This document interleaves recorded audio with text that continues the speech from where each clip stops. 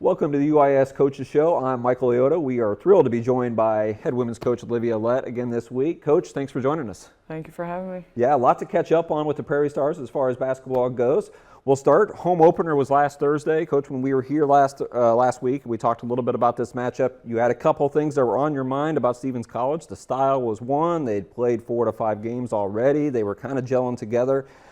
Came to fruition because they came in here and played a pretty good road game against us on Thursday night, winning 70-56. Yeah, they played tough. We knew that they were going to be fast and athletic. And I don't think we've gotten off to a great start in any game yet. So we've got to figure that part out. Is how do we really come out of the tip and be aggressive right from the start? It takes us a few minutes to kind of get settled down, and so we got to figure out that part. They knocked down some big threes against our zone when we did go zone, and so they stepped up in some of those moments. I felt like there was a couple times where we were starting to get it close again or starting to get things going and couldn't get that one last break to kind of break it open. Yeah, no doubt. One really bright spot early this year has been Dee Dee. She has been absolutely tremendous. Home opener, 22 points. She's now averaging 14.5 over her first 3 games. You have got to be just ecstatic about her start as a Prairie Star. Yeah, Dee Dee's playing well for us. I think she's one of our more aggressive players. We've talked a little bit about cleaning some stuff up. Her consistency is her biggest factor at this point. She's only a sophomore, and so it's trying to figure out how to be consistent every day in practice, every single game, making sure that we're ready at the level that we need to be at. She's averaging a lot. She's cleaning up some boards for us as well. Now we got to get her shooting percentage a little bit higher and a little bit more consistent from that part. Yeah. So you guys have been road warriors earlier this year. Only one home game. You're on the road again this weekend down to Jackson, Tennessee.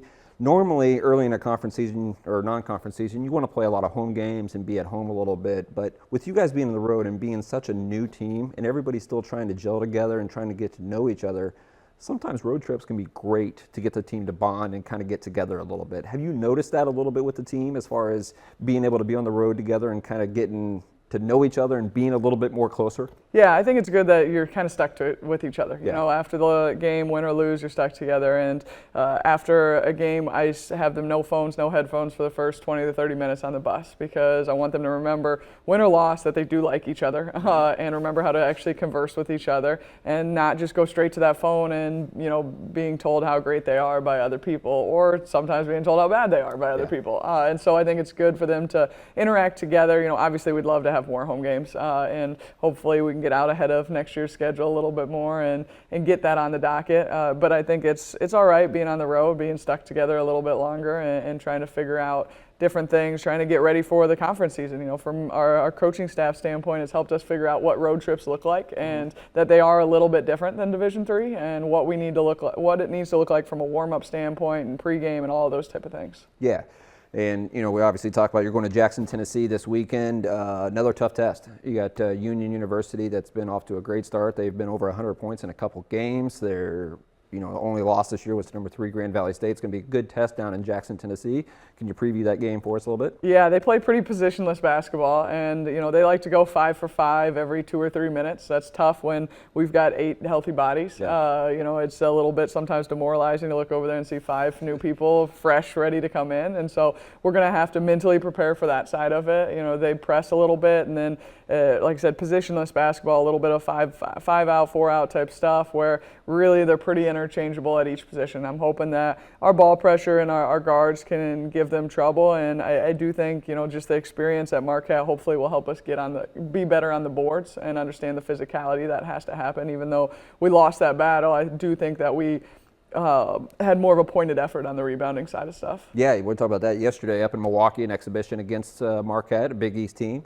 Obviously that's a big challenge coming up against a Division I team, but you scheduled those games for different reasons, right? What did you want to get out of that game for your team? I think it was a great experience for us. We played in front of 3,700 fans. They were all little kids that were screaming the entire time, and it's probably the biggest crowd a lot of our kids will ever play in front of. And so I do think there's something to be said about that.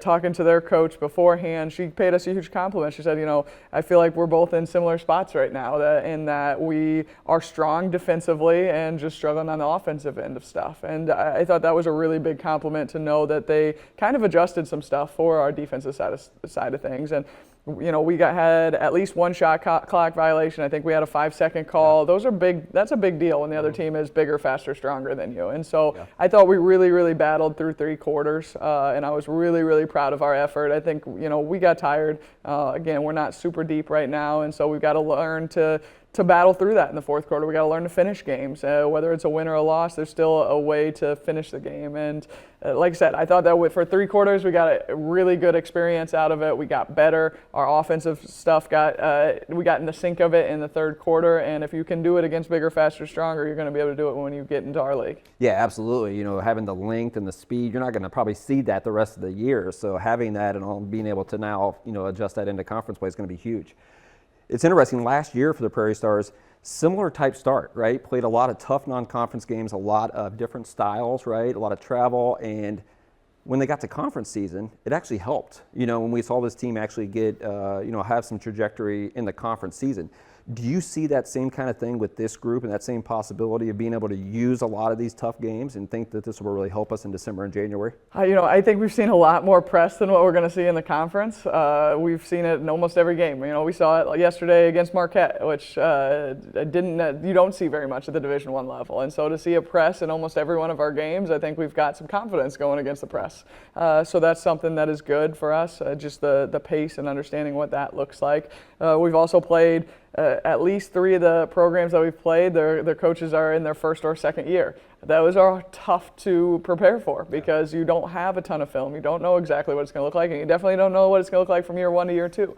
And so those things are going to help us be able to bounce back and really, we talked about being anti-fragile and getting stronger from some of those things that are difficult and not breaking from them. And I think in the long run, it will help us. Nice. You talked about getting stronger, being mentally tough. November 30th through December 7th is a tough stretch for the Prairie Stars. 4 conference games, 3 are on the road. You've got just after Thanksgiving, you've got finals coming up a little bit. Talk to us a little bit about, from a coaching standpoint, how do you handle something like that, with all those factors coming in the start of the conference year? It's a challenge. Yeah, absolutely. I think it's sneaking up on us a little bit too.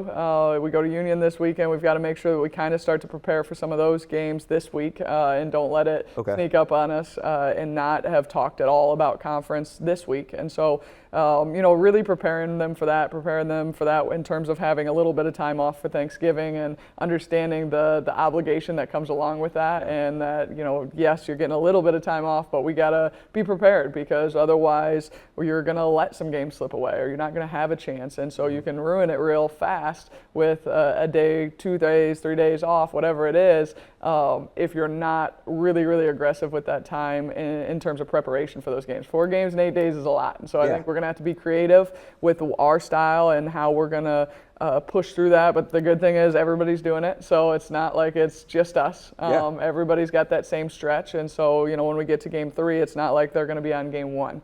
And I think that's a good thing and something that kind of gives you hope going into those games as well. Yeah, the unbalanced schedule of the GLVC does create a lot of issues, but like you said, every team goes through it, and it's just going to be a matter of how you be able to handle that. So it'd be interesting to see how we can handle that, but a lot of good stuff there as far as how you're going to prep and what you're going to do, kind of going forward from that a little bit. Coach, appreciate you joining us again. Good luck this week. We're looking forward to seeing the Stars back in action at track on November 30th for the opening GLVC conference game against UMSL. For Michael Leotta, this is the UIS Coaches Show.